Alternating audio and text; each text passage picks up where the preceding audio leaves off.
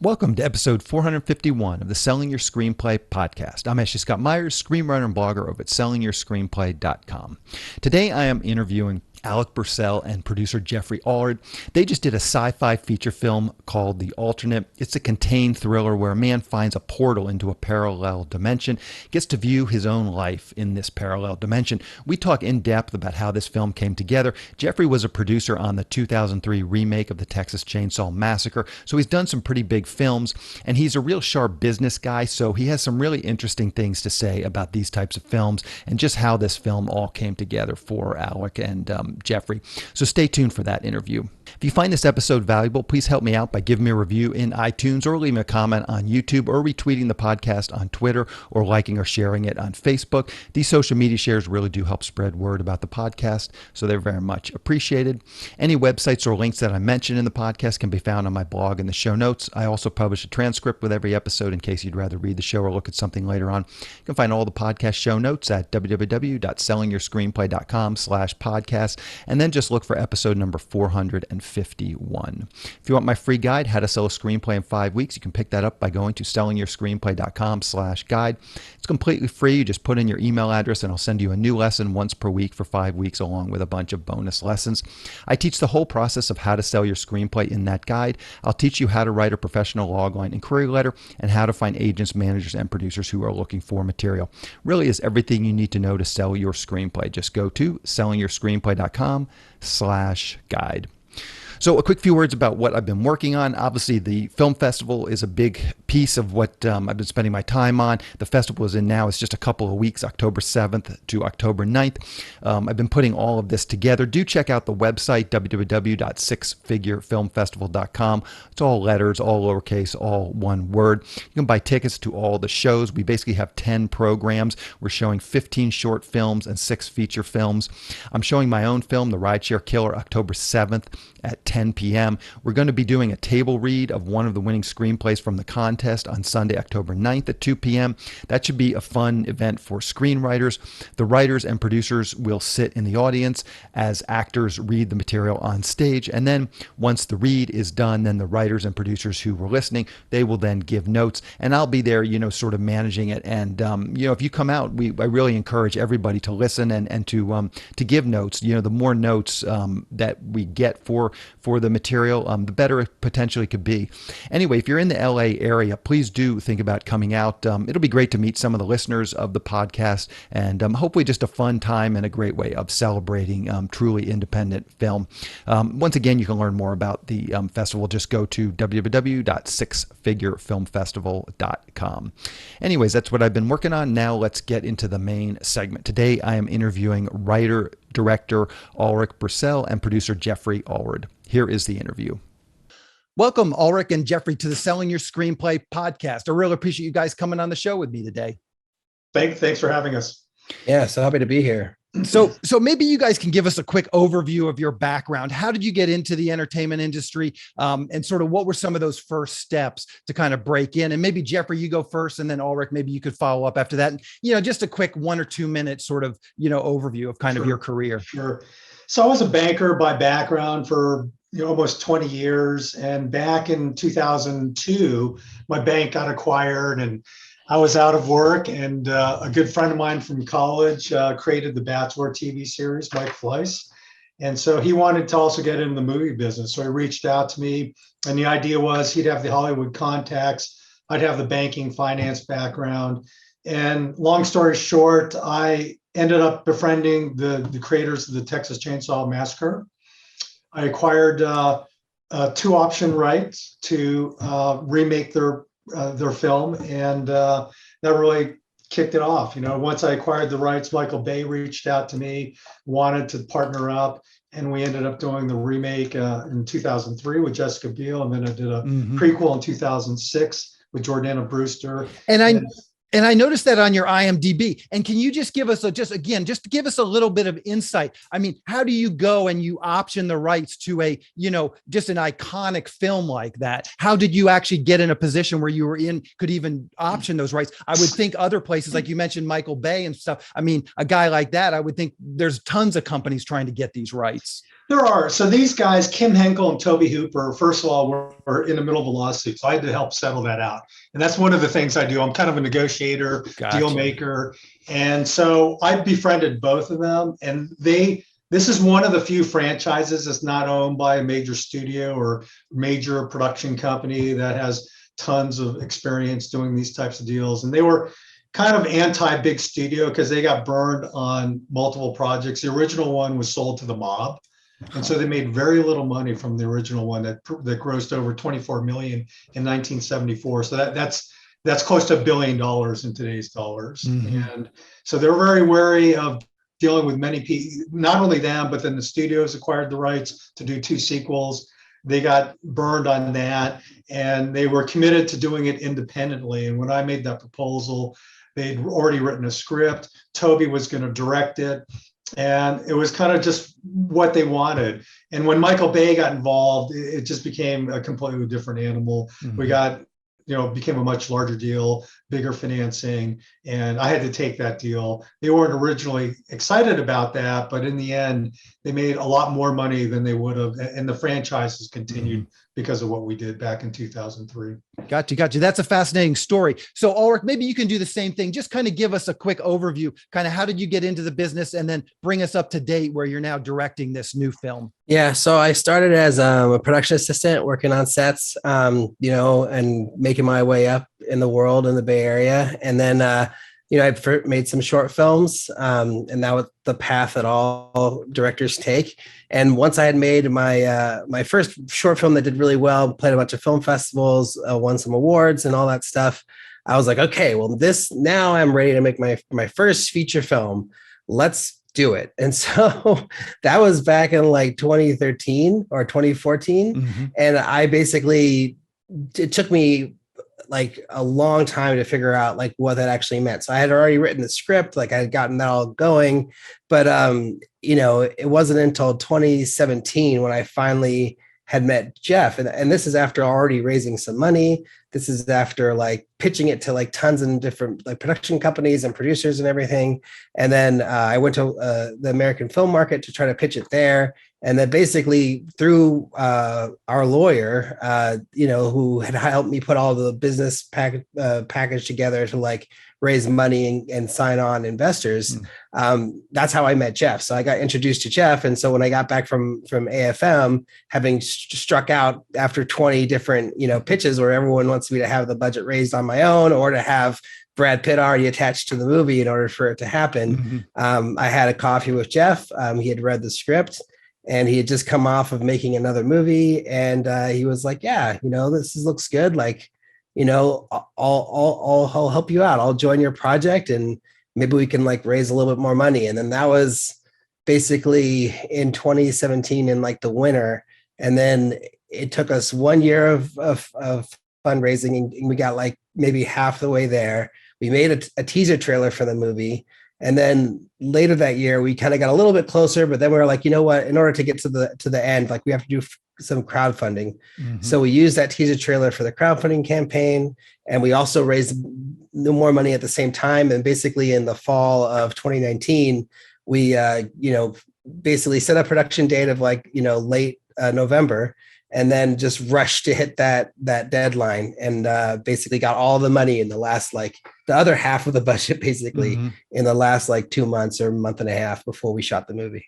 Gotcha. Now, Jeffrey, as you were being brought into this project, maybe you can talk a little bit about what was impressive to you about Alrik, what was impressive about his script. Why did you want to get involved with this project? Certainly now you have a lot of experience. So maybe there's some things you can kind of pass on to aspiring writers and directors. Like how do they get on a radar of an experienced producer like yourself? What are some things that you see in Alrik that you liked? Sure. There are a couple of things. So he came highly recommended to me through a couple of friends, including my attorney. So, having a good relationship is one of the most important things. Life's too short to be battling with your director over a movie. So we got along immediately.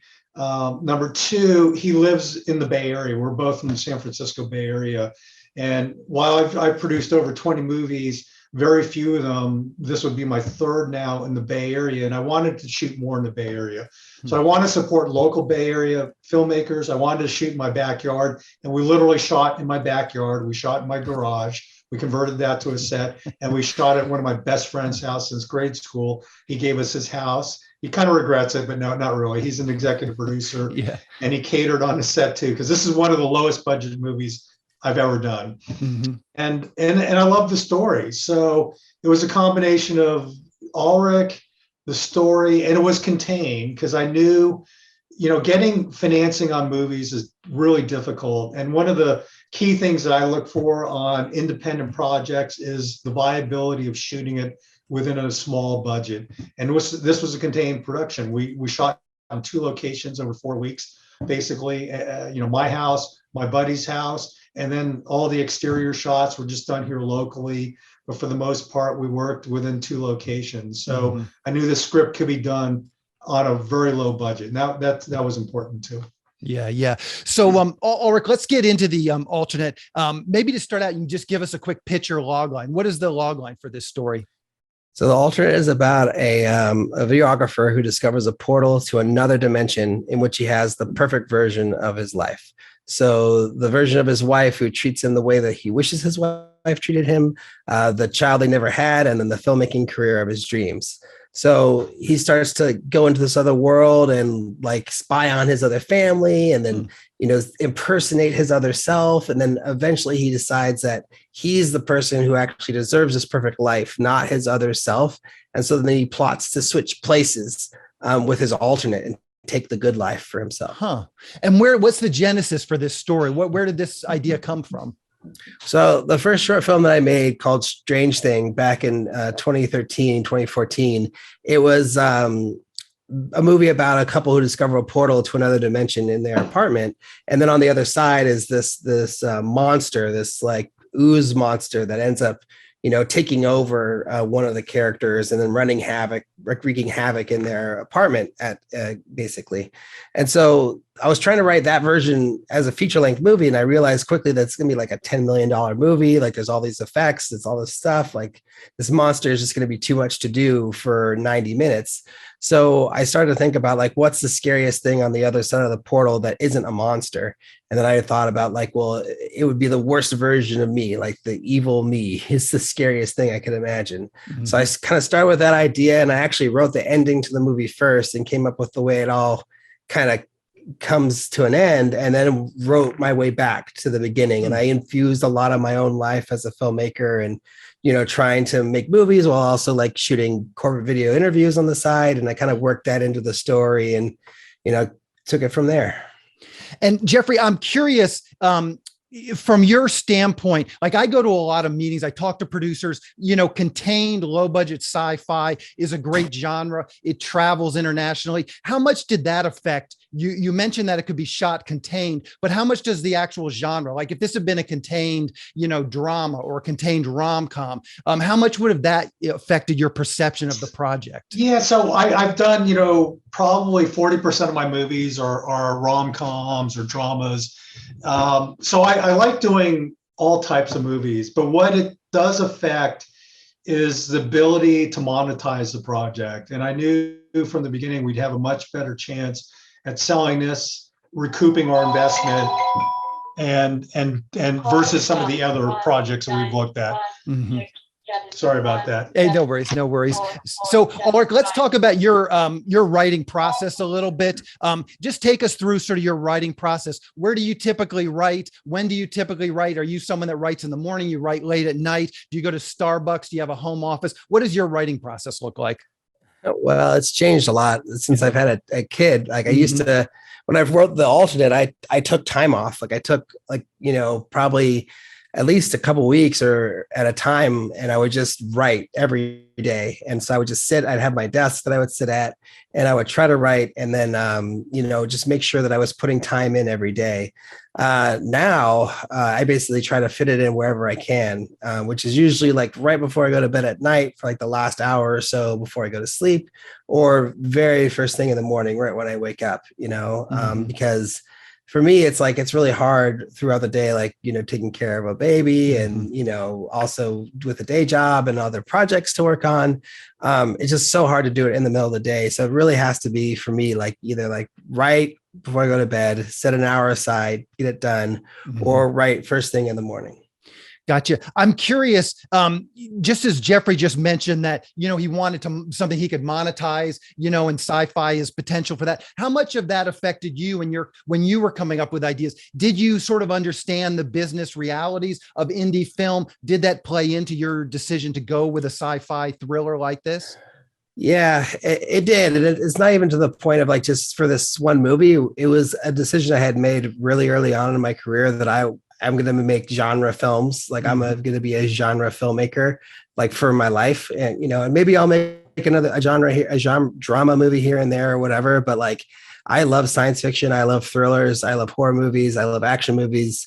These are the movies I like to watch the most out of all movies. And so it just made sense for me to like be the movies that I want to make. It's also what I want to write the most too. It's like all my ideas are around something either supernatural or like science fiction based or horror based or something. There's always like an edge or like some sort of something going on in my stories that like is more than meets the eye basically. And I don't know, it's just like, I think kind of built into who I am really.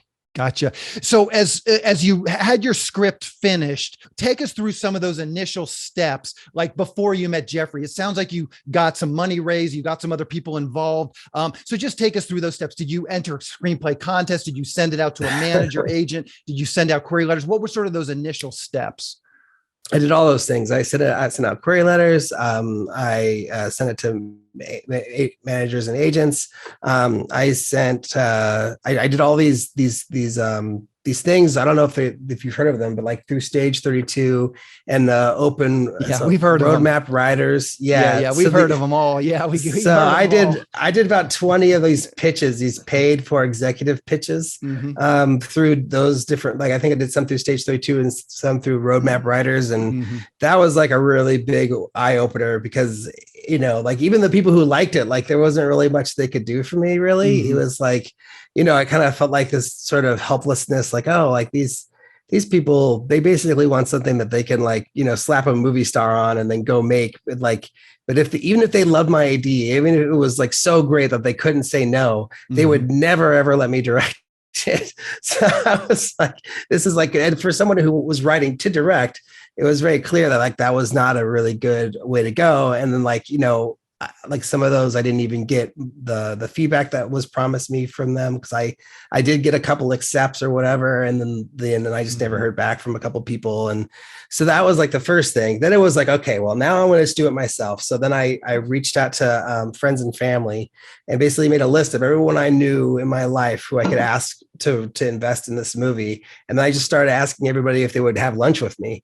I started with like my parents, and then like my dentist is an investor who actually came to one of our screenings, which was pretty amazing. Yeah, great. I just kind of circled out from there, and I got like maybe a tenth of the budget or something doing it that way, and then that's when I met Jeff, and then Jeff kind of help me like, and it's so funny. So the one thing I want to make really clear to all filmmakers, it's not like I got Jeff to join as a producer and suddenly he snapped his fingers and all this money started being flown at the project. It's not like a dump truck of money came to my door because Jeff knows the right people. It was more that like, I had Jeff as this lent so much credibility to the project, like, producer of the Texas Chainsaw Massacres. It was a huge, like kind of, boon to the project.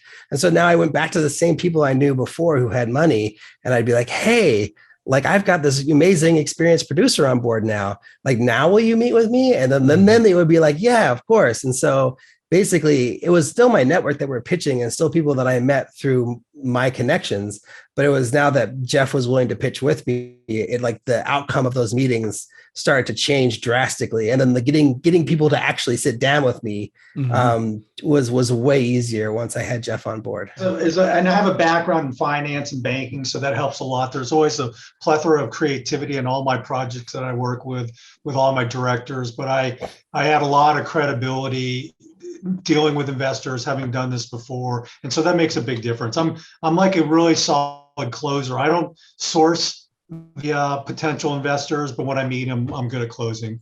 And I very transparent on the realities of filmmaking too. Yeah. And so what is your pitch, especially a film like this is obviously a distinctly different pitch than something like a remake of a iconic film. So what are you actually pitching to the investors? Is it ROI? Is it a cool experience? How do you get them to come on board? Yeah. So ROI is probably the last thing I pitch. I actually never pitch that. I let people know that this is, if you're looking for an ROI, it happens occasionally, but you should really look at alternative investments, finance, the stock market.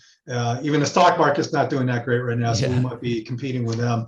But it's more about the other aspects of filmmaking, supporting filmmakers, seeing your name up in the big screen, going to festivals, coming out on set, meeting the actors. And by the way, I have distributed 100% of the movies I've produced. I've produced and completed 100% of everything I've attempted. And so we will monetize some of the capitalization. We'll get that money back. How much I can never tell you, but what I'll tell you is we'll get it out there, we'll get it distributed, and keep our fingers crossed. And maybe this will be a home run, but we'll get some money back for sure. It always happens, and just know that going in. And so we've never had an investor. I've never had an investor over 20 plus movies that's been dissatisfied, even when they haven't received all their money back. Yeah. So talk about a little bit, maybe you can give us some tips for the Kickstarter or Indiegogo. It sounds like you did some crowdsourcing at the end. What are some tips there? And either Jeffrey or Alrik, I'd be curious to kind of get your thoughts if there's any quick tips for our listeners on that. I would say make a lot of content to share during your crowdfunding campaign. Like we did little movies with all our casting crew. So before we started the crowdfunding campaign, I took my camera and while we were at a meeting for the project or whatever, I would just capture Jeff or, our cinematographer or our, production designer, or whoever, on camera, just talking about the project. And then I use those as, rewards for when we hit certain, peaks during or milestones during the project. So we got $8,000. Here's a video with our cinematographer. We $12,000. Here's the video with our production designer, and it would just be kind of just extra little pieces of rewards and content that we could sprinkle out throughout the release of through the campaign. Mm-hmm. Also, really huge, very important thing is to get some of your money completely agreed to be put into the project before you start. So I would say at least 50, I think we had around 30% or maybe 40%. Some people say 50% is good, but you should try to get as much as you can committed beforehand. And then you basically let people know when to release that money into the crowdfunding campaign. So you want to kind of have a big hit at the beginning, as a few thousand, 4,000, 5,000, whatever. So it looks really exciting, right at the beginning. And then you want to make sure at every stage that you're always having big enough incremental increases, so that by the time that you're halfway through the project, you're already 70% or over your goal. Because you don't want to look like you're going to fail ever. You always want to look like you're going to succeed. Mm-hmm. So that I did that, and that worked really well. And it was actually kind of smart to be crowdfunding and to be raising equity investors at the same time, because basically you could approach an equity investor and then they would be like, oh yeah, I don't know, maybe I'm not really interested. And then you could be like, oh, I got a crowdfunding campaign coming up. Or would you throw a couple $1,000s into that? And they'd be like, sure, no problem. So then you go from not making an investment at all to actually getting $2,000 for your crowdfunding campaign. Mm-hmm. And that happened over and over again. And that was one of the main ways we were able to, generate such a good start to our crowdfunding. Yeah. So those are excellent tips for sure. Thank you for sharing those. So is there anything, I'd just like to wrap up the interviews by asking my guests, if there's anything recently you guys have seen, Netflix, HBO, Hulu, anything out there that you think screenwriters could really benefit from watching? I'll leave that to Alrik, because I really don't watch too many movies. I'm no worries. And then when I get on a script, I start researching and watching other programs. You gave me so much time to think about this. I've been watching a lot of shows lately. The one Sandman's one that I just started that I really like. I just watched the first episode of that.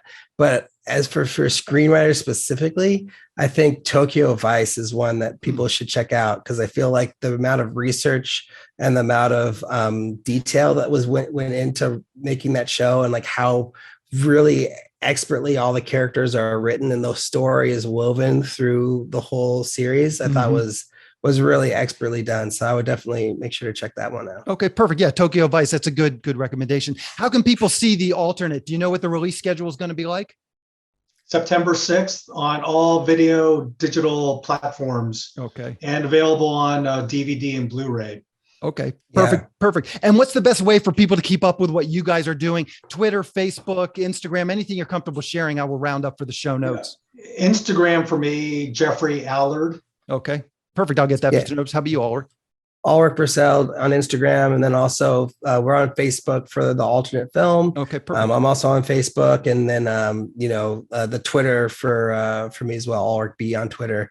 Okay. But just make sure to, check out the movie when it comes out September 6th. Perfect. Well, guys, I really appreciate you coming on and talking with me today. Good luck with this film, and good luck with all your future films as well. Thank you very much, Ashley. Hey, thanks, Ashley. Great meeting you. We'll talk to you guys later. Yep. Hey, bye. SYS's From Concept to Completion Screenwriting course is now available. Just go to www.sellingyourscreenplay.com/screenwriting course. It will take you through every part of writing a screenplay, coming up with a concept, outlining, writing the opening pages, the first act, second act, third act, and then rewriting. And then there's even a module at the end on marketing your screenplay once it's polished and ready to be sent out. We're offering this course in 2 different versions. The first version, you get the course, plus you get 3 analyses from an SYS reader. You'll get 1 analysis on your outline, and then you'll get 2 analyses on your first draft of your screenplay. This is just our introductory price. You're getting 3 full analyses, which is actually the same price as our 3-pack analysis bundle. So you're essentially getting the course for free when you buy the 3 analyses that come with it. And to be clear, you're getting our full analysis with this package. The other version doesn't have the analysis, so you'll have to find some friends or colleagues who will do the feedback portion of the course with you. I'm letting SYS Select members do this version of the course for free. So if you're a member of SYS Select, you already have access to it. You also might consider that as an option. If you join SYS Select, you will get the course as part of that membership too. A big piece of this course is accountability. Once you start the course, you'll get an email every Sunday with that week's assignment. And if you don't complete it, we'll follow up with another reminder the next week. It's easy to pause the course if you need to take some time off, but as long as you're enrolled, you'll continue to get reminders for each section until it's completed. The objective of the course is to get you through it in 6 months so that you have a completed, polished screenplay ready to be sent out. So if you have an idea for a screenplay and you're having a hard time getting it done, this course might be exactly what you need. If this sounds like something you'd like to learn more about, just go to www.sellingyourscreenplay.com/screenwriting course. It's all one word, all lowercase. I will, of course, link to the course in the show notes, and I will put a link to the course on the homepage up in the right-hand sidebar. On the next episode of the podcast, I have writer-director Michael Baumgarten. He is a writer-director who is also a producer. He's done a number of shorts and feature films, both as a writer-director and a producer. He comes on next week to talk about his new comedy feature film, Hollywood Laundromat. It's a contained comedy which takes place, of all places, in a Hollywood laundromat. It's also our feature presentation at the festival this year, so that's going to be Saturday, October 8th at 8 p.m. We're going to show Hollywood Laundromat. So I thought it would be fun to bring him on and talk about that film and just kind of highlight it a little bit, and hopefully people can come out and see it as well the following week. So keep an eye out for that episode next week. That's our show. Thank you for listening.